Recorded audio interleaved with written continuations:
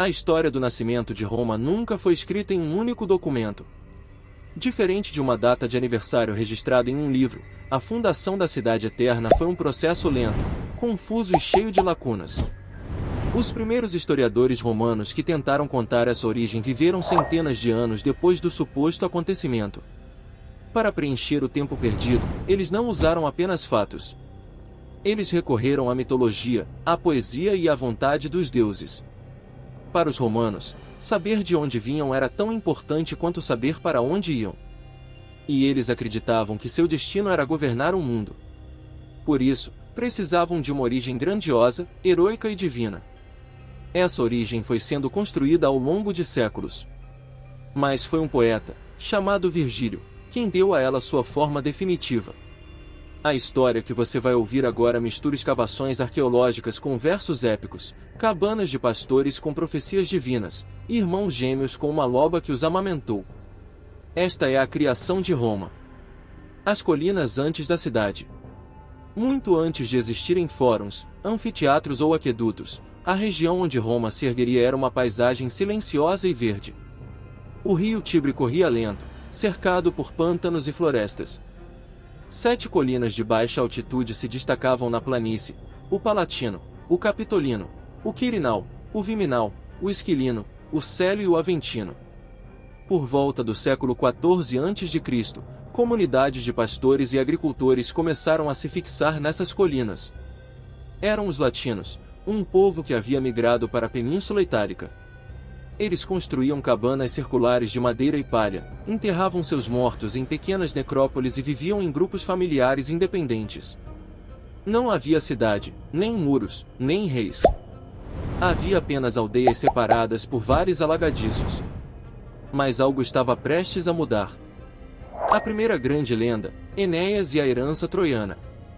Muito antes de Roma existir no mapa, uma guerra lendária já ecoava pelo Mediterrâneo, a Guerra de Troia. Segundo a tradição, por volta de 1184 a.C., os gregos destruíram a cidade de Troia, na atual Turquia. Entre os poucos sobreviventes estava um príncipe troiano chamado Enéas. Ele não era um guerreiro qualquer, era filho da deusa Vênus, a deusa do amor e da beleza. Enquanto a cidade queimava, Enéas fugiu carregando o próprio pai nas costas e puxando o filho pequeno, Ascânio, pela mão. Ele levava consigo os deuses protetores de Troia. Começava ali uma longa jornada pelo mar. Essa história era conhecida dos gregos desde o século V a.C. Alguns historiadores gregos já sugeriam que os romanos descendiam desses sobreviventes troianos. Mas, para os gregos, isso era apenas uma forma de classificar os romanos dentro de seu próprio mundo mítico. Os romanos, no entanto, demoraram a adotar essa lenda como sua. Quando fizeram, transformaram-na em uma ferramenta poderosa de identidade. Havia um problema grave nessa história. A queda de Troia era datada por volta de 1184 a.C. Já a fundação de Roma, segundo os próprios romanos, ocorreu em 753 a.C. Mais de 400 anos separavam um evento do outro. O que teria acontecido nesse intervalo? Onde teria vivido a família de Enéas durante todos esses séculos? Os primeiros mitos simplesmente ignoravam essa lacuna. Mas, com o tempo, os romanos criaram uma solução engenhosa: a cidade de Alba Longa. Segundo a versão consolidada, Enéas, ao chegar na Itália, não fundou Roma, mas sim uma cidade chamada Lavínio. Seu filho Ascânio, décadas depois, fundou Alba Longa, nas montanhas ao sul do Tibre. Ali, uma sucessão de reis governou por 12 gerações, cobrindo todo o período entre Troia e o nascimento dos gêmeos fundadores. Essa ponte cronológica resolvia o problema. A lenda agora tinha uma linha contínua de descendentes, ligando o herói troiano aos futuros fundadores de Roma. A segunda grande lenda, Rômulo e Remo. A história então saltava para Alba Longa, muitos anos depois. O rei Numitor foi deposto por seu próprio irmão, Amúlio. Para garantir que não houvesse herdeiros, Amúlio forçou a filha de Numitor, Réia Sílvia, a se tornar uma virgem vestal, uma sacerdotisa proibida de se casar ou ter filhos. Mas os deuses tinham outros planos. Réia Sílvia engravidou do deus Marte, o deus da guerra. Ela deu à luz 2 gêmeos, Rômulo e Remo. Ao saber do nascimento, a mulher ordenou que os bebês fossem jogados no rio Tibre. A cesta onde estavam, porém, não afundou. Ela flutuou até encalhar nas margens lamacentas, ao pé de uma figueira, onde uma loba os encontrou. A loba não os devorou. Ela os amamentou e cuidou deles como se fossem seus próprios filhotes. Mais tarde, um pastor chamado Faustulo resgatou os meninos e os criou em sua cabana. Quando cresceram, os gêmeos descobriram sua verdadeira origem. Mataram a Mulho, devolveram o trono a Numitor e decidiram fundar sua própria cidade. O local escolhido foi exatamente onde haviam sido salvos, a região das 7 colinas, às margens do Tibre. Mas os irmãos não conseguiram entrar em acordo. Rômulo preferiu o Monte Palatino. Remo defendia o Monte Aventino. Para decidir, recorreram ao costume sagrado de observar o voo dos pássaros. Rômulo viu 12 urubus sobrevoar em sua cabeça. Remo viu apenas 6. Rômulo declarou-se vencedor e começou a construir um muro. Remo, desdenhando a obra, saltou sobre ele. Enfurecido, Rômulo o matou, proclamando que assim morreria todo aquele que ultrapassasse os muros de sua cidade. Rômulo tornou-se o primeiro rei de Roma. A data desse evento foi fixada pelos romanos como 21 de abril de 753 a.C. Até aqui, as lendas de Enéas e de Rômulo e Remo existiam separadamente. Faltava alguém que as unisse em uma única narrativa coesa e poderosa. Esse alguém foi o poeta Públio Virgílio Maro, conhecido simplesmente como Virgílio. Virgílio nasceu em 70 a.C., perto de Mantua, em uma família de camponeses. Ele viveu uma das épocas mais sangrentas da história romana, o fim da República, marcado por guerras civis e assassinatos políticos. Após décadas de conflitos, um único homem emergiu vitorioso, Otávio, sobrinho neto de Júlio César. Em 27 a.C., Otávio se tornou o primeiro imperador de Roma, recebendo o título de Augusto. Augusto precisava consolidar seu poder. Ele não havia herdado o trono por linhagem direta, mas conquistado pela força. Para legitimar seu governo, lançou um vasto programa de propaganda artística e literária. Virgílio foi o escolhido para escrever a grande epopeia de Roma. Trabalhando entre 30 e 19 a.C., Virgílio produziu a Eneida, um poema em 12 livros. Ele não inventou a lenda de Enéas, mas fez algo ainda mais importante: ele a organizou, a expandiu e a transformou em um instrumento político de alcance eterno. As 3 grandes contribuições de Virgílio.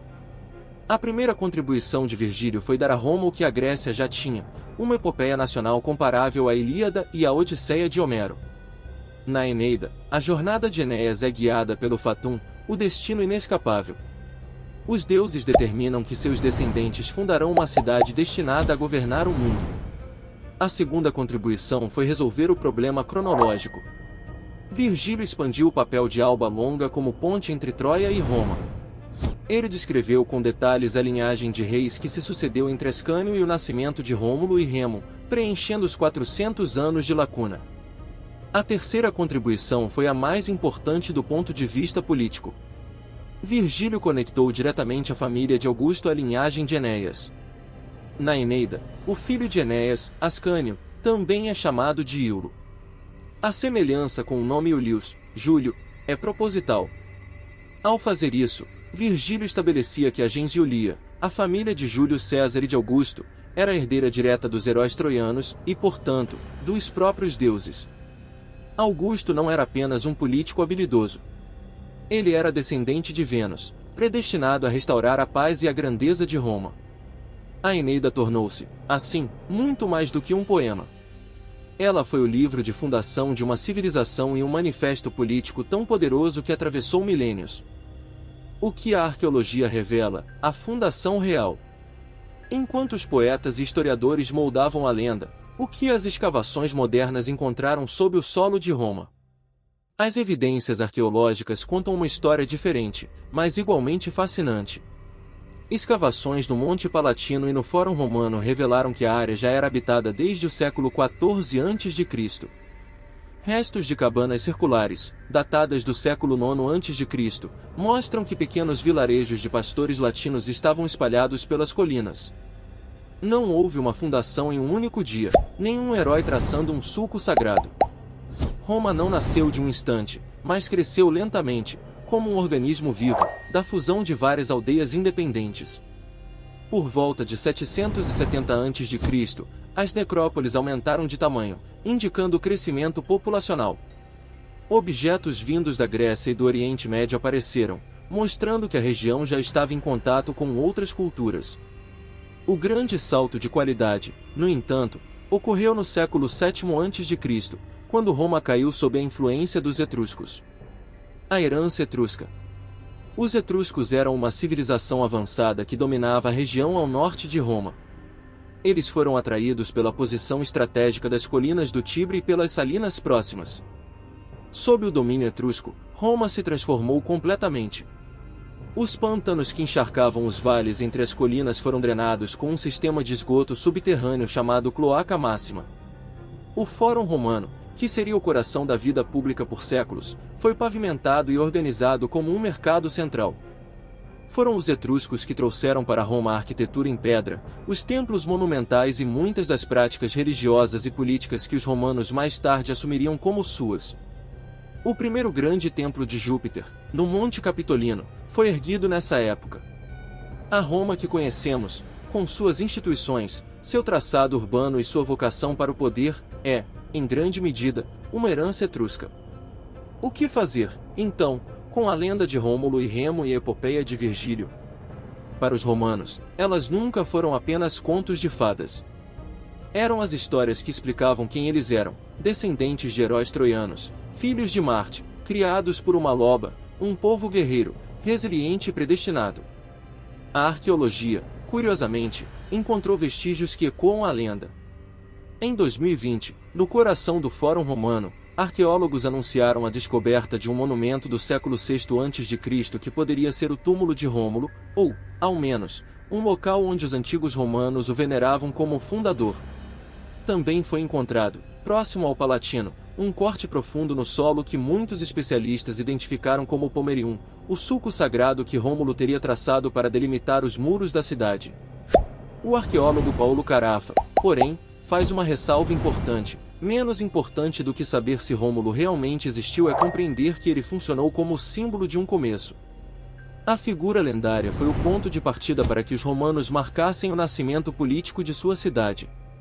A relação entre Virgílio e a história real. É importante entender que Virgílio não estava escrevendo um livro de história no sentido moderno. Ele era um poeta a serviço de um imperador. Sua missão era criar uma narrativa que unisse o povo romano, legitimasse o poder de Augusto e inspirasse orgulho nacional. Para isso, ele usou livremente as tradições existentes, reorganizou os fatos lendários e introduziu elementos novos quando necessário. A Eneida não é um documento histórico, mas uma obra de propaganda literária de altíssimo nível. No entanto, a distinção entre mito e história era muito diferente na antiguidade. Para os romanos, uma narrativa não precisava ser factual para ser considerada verdadeira. Ela precisava ser coerente, edificante e de acordo com a vontade dos deuses. Por isso, a Eneida foi lida durante séculos como um relato histórico legítimo. Muitos romanos acreditavam que Enéas realmente existira, que Troia realmente caíra e que Augusto realmente descendia da deusa Vênus. Essa crença foi tão poderosa que influenciou a formação de nações na Europa medieval, que também reivindicavam descendência troiana para legitimar seus próprios reinos. E assim termina a história da criação de Roma. Uma história que não está enterrada apenas sob o Fórum Romano, mas também dentro de cada um de nós. Porque, no fundo, toda cidade, toda nação e toda pessoa precisa de uma origem. Uma narrativa que diga de onde viemos e para onde vamos. Os romanos tinham Virgílio e sua Eneida. Nós temos a ciência, a arqueologia, e também nossas próprias lendas. A grande lição é esta: mito e realidade nunca estiveram separados. Agora eu quero fazer um convite a você, não como ouvinte, mas como pensador. Você acabou de viajar por mais de 3.000 anos em poucos minutos. Mas a jornada não precisa terminar aqui. Faça isso. Compartilhe esta narração com alguém que acha que história é coisa do passado. Mostre que história é, na verdade, a ferramenta mais poderosa para entender o presente. Pergunte a si mesmo: qual é a lenda fundadora que você carrega na sua vida? A história que você conta sobre si mesmo e que guia suas decisões? Ela é verdadeira? Ou é útil? Se você gostou deste conteúdo, inscreva-se no canal, ative o sininho e comente com uma palavra: Fatum, o destino romano. Porque cada comentário seu ajuda este destino a se cumprir, o de levar conhecimento de qualidade a mais pessoas.